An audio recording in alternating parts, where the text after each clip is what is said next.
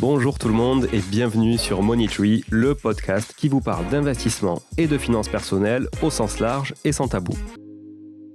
Bonjour à tous, bienvenue sur cet épisode avec une invitée aujourd'hui, avec Laurence Delannoy. Salut Laurence. Salut Julien. Quand tu parles de PLU intercommunal, donc PLUI, moi tu vois par exemple ici on avait mis en place un PLUIH, c'est la même chose ? Alors H, ça veut dire que ton PLU, il fait également office de plan local de l'habitat. En général, le plan local de l'habitat, c'est un document à part qui va te donner des directives sur le nombre de logements qu'il faut créer, la typologie des logements, la taille des logements, les endroits pour développer. Et c'est un document qui est à part. Et maintenant, les PLUI implémentent également cette politique de l'habitat à l'intérieur des règles d'occupation du sol, ce qui te donne des contraintes supplémentaires pour certains secteurs, avec des règles qui sont plus précises pour atteindre cet objectif global de politique de l'habitat. Je voudrais revenir sur le stationnement parce qu'effectivement, c'est un point qu'on retrouve souvent. Moi, je le vois dans les soirées réseautage, etc. C'est un sujet qui revient souvent, comme tu le disais. Et on entend aussi parfois des principes de compensation en achetant des stationnements à côté et en disant que du coup, ce sont des dépendances finalement du projet. C'est quoi ton recul là-dessus ? Qu'est-ce que tu peux nous dire à ce sujet ? Alors ça, c'est le code de l'urbanisme qui te le permet. Donc ça, c'est pareil où que tu sois. Si tu ne peux pas créer effectivement les stationnements sur le terrain d'assiette, cette règle a une lecture en fait ça supposerait que le fait de créer des logements, en fait, si tu veux, c'est ça qui génère le besoin de stationnement.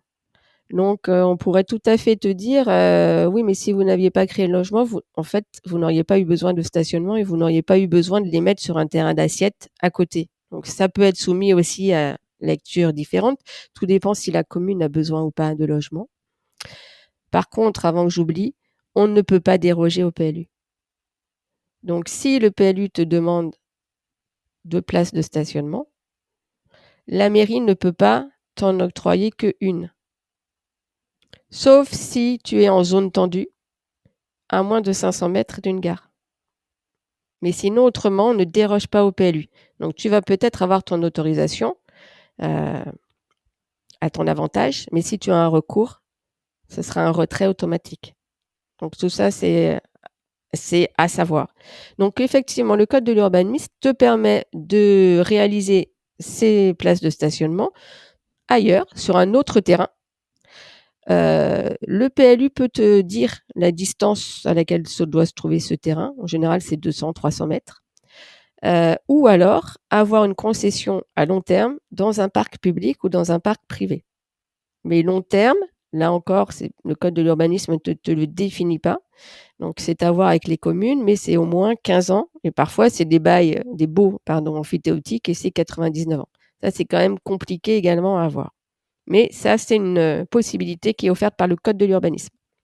Comment on peut arriver à jongler, justement, quand on a un secteur sauvegardé, avec des services ABF qui peuvent être plus ou moins ouverts ? J'imagine que tu confrontes via notamment des projets de tes clients à des ABF qui sont très stricts et à d'autres qui le sont un peu moins et qui sont conscients qu'en fait, ils sont obligés de lâcher un peu de lest parce que tout ne peut pas être fait. Alors, effectivement, ça dépend vraiment des régions. De toute façon, c'est comme les services instructeurs. La difficulté, donc quand tu sais que tu es en ABF, l'idée, effectivement, c'est de modéliser ton projet. Et quand tu veux faire, alors tout dépend du bâtiment, évidemment, le code de l'urbanisme te donne la possibilité de faire une isolation par l'extérieur sur un bâtiment ancien, même si ton coefficient d'emprise au sol est dépassé. Il te laisse cette possibilité. Du coup, les règles d'urbanisme ne s'appliquent pas pour faire ton isolation par l'extérieur. Sauf qu'effectivement, quand tu es en zone ABF, l'objectif de l'ABF, ça va être effectivement de préserver l'environnement du monument classé ou inscrit. Ne va pas, parce que l'isolation par l'extérieur, ça fait un moment, ne va pas te refuser, mais va te donner des préconisations au niveau des matériaux à utiliser. La difficulté, c'est que souvent, tu n'as pas un refus net, tu as des préconisations à suivre, mais ces préconisations font que le coût de tes travaux il va exploser. Et c'est là la difficulté, c'est-à-dire que oui, tu peux, mais uniquement avec, certains types de matériaux. Bon, c'est vrai que ça a quand même pas mal évolué, mais du coup, tu ne peux pas savoir à l'avance. La difficulté, c'est qu'avec l'ABF, à moins d'aller les rencontrer, de prendre rendez-vous avec, les CAUE, je ne sais jamais, les commissions d'architecture et d'urbanisme, qui ont des permanences en fait, qui sont gratuites normalement, tu peux aller les voir pour anticiper ce problème quand tu es en ABF. Mais il n'y a pas de prescription en zone ABF, enfin en périmètre, hein, des 500 mètres. Ce qui est différent quand tu es en secteur sauvegardé, quand tu es dans un site patrimonial remarquable, c'est deux choses complètement différentes. Donc quand tu es en zone de périmètre inscrit, tu n'as pas de règles. Tu n'as pas de cahier des charges. Donc toi, ta bâtisse n'est pas protégée. Elle est juste dans un secteur à protéger puisque tu es en co-visibilité avec un monument protégé. Et la difficulté, c'est que tu n'as pas de cahier des charges. Tu n'as pas de règles à suivre. Donc souvent, tu te retrouves avec soit un refus, soit des préconisations que tu n'as pas anticipées, mais parce que tu ne peux pas. Donc l'idée, c'est d'aller avec peut-être son architecte ou son maître d'œuvre, solliciter un rendez-vous en amont pour déjà avoir effectivement une idée de ce qui peut être fait. Mais il n'y a pas de solution miracle. D'une personne à l'autre, ça peut être variable. Après, il est tout à fait possible de faire un recours gracieux si effectivement le refus n'est pas justifié. Et ça, il ne faut pas s'en priver. Par contre, j'aimerais revenir sur la différence entre le périmètre et le secteur sauvegardé. Donc périmètre de monument historique et secteur sauvegardé, tu disais site c'est quoi monument SPR, site patrimonial remarquable, c'est les anciennes AVAP, aire de valorisation et l'architecture du patrimoine, et ancienne ZZAUP, ça change. L'acronyme, je connais l'acronyme, mais je ne pourrais pas te dire le nom exact. Maintenant, ce sont des SPR, les sites patrimoniaux remarquables. Ce sont des secteurs à l'intérieur de certaines communes, hein, pas partout, qui sont sauvegardés et dans lequel le PLU ne s'applique pas. Il est remplacé par le PSMV, plan de sauvegarde et de mise en valeur. Pour savoir si ton bien est dans quel site,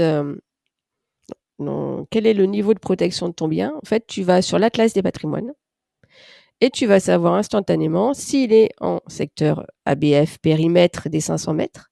Ce sont les ronds roses que tu vas retrouver sur l'Atlas des patrimoines. Si ton bien même est inscrit ou classé, ou s'il est en site patrimonial remarquable.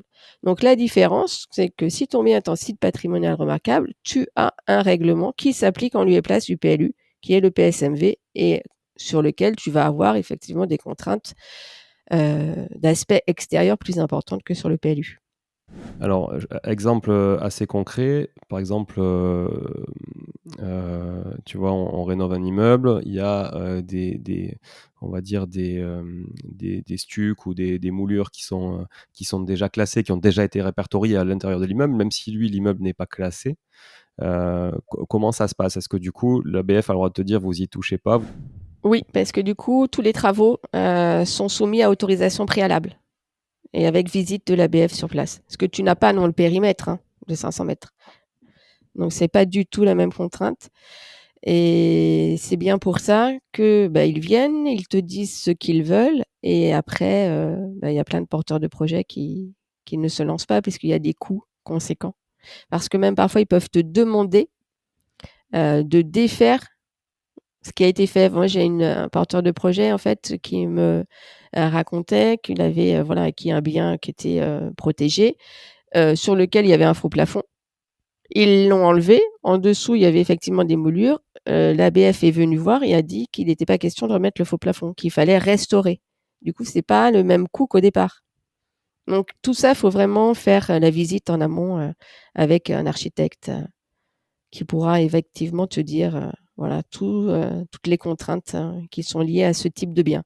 Mais c'est pas la majorité des biens en général que l'on acquiert.